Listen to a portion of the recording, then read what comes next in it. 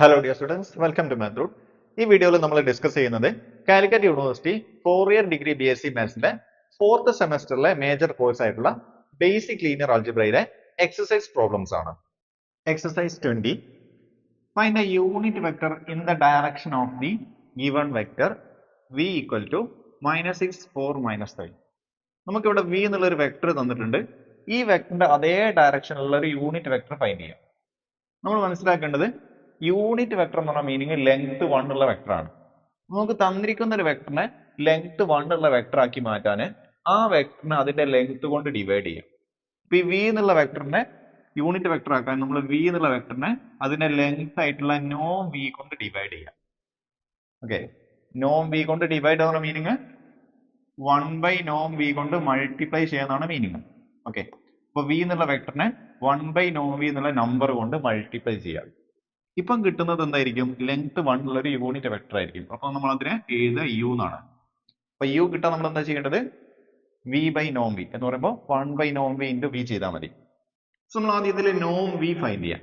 നോം v find ചെയ്യാനുള്ള method ഇതാണ്. നമ്മൾ ആദ്യം നോം v² ഫൈൻഡ് ചെയ്യാം. കാരണം നോം v² എന്ന് പറഞ്ഞാൽ v ഡോട്ട് v ആണ്. നിങ്ങൾ എപ്പോഴും ഓർത്തിരിക്കേണ്ട ഇക്വേഷൻ ആണത്. ഓക്കെ, അപ്പൊ നോം v² എന്ന് പറഞ്ഞാൽ v ഡോട്ട് v. കാരണം വിയും വിയും തമ്മിൽ ഡോട്ട് പ്രോഡക്റ്റ് എടുക്കുക. അപ്പോൾ ഞാൻ എന്താ v അവിടെ എഴുതി.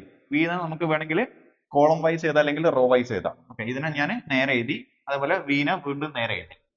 ഓക്കെ, ഇനി ഇതിന്റെ ഡോട്ട് പ്രോഡക്റ്റ് എന്ന് പറഞ്ഞാൽ സിമ്പിൾ ആയിട്ട് കറസ്പോണ്ടിങ് കോർഡിനേറ്റ്സ് മൾട്ടിപ്ലൈ ചെയ്തിട്ട് ആഡ് ചെയ്യാം. -6 into -6 എന്ന് പറയുമ്പോൾ -6ന്റെ square plus 4 into 4 4 square plus -3 into -3 square. Okay, -6 square 36, 4 square 16, -3 square 9. എല്ലാം കൂടെ നമ്മൾ ആഡ് ചെയ്യുമ്പോൾ നമുക്ക് 61 കിട്ടും. നോം വിന്റെ സ്ക്വയർ ആണ് 61 എന്ന് പറയുമ്പോൾ ഈ വെക്ടറിന്റെ ലെങ്ത്തിന്റെ സ്ക്വയർ ആണ് 61. അപ്പൊ ഈ വെക്ടറിന്റെ ലെങ്ത് കിട്ടാൻ നമ്മൾ എന്ത് ചെയ്യുക? സ്ക്വയർ ഒഴിവാക്കാൻ വേണ്ടി നമ്മൾ റൂട്ട് എടുക്കുക. അപ്പൊ നോം വി എന്തായിരിക്കും? ഇവിടെ റൂട്ട് എടുക്കുമ്പോൾ സ്ക്വയർ പോയിട്ട് നോം വി വരും, ഇവിടെ റൂട്ട് എടുക്കുമ്പോൾ √61 കിട്ടും.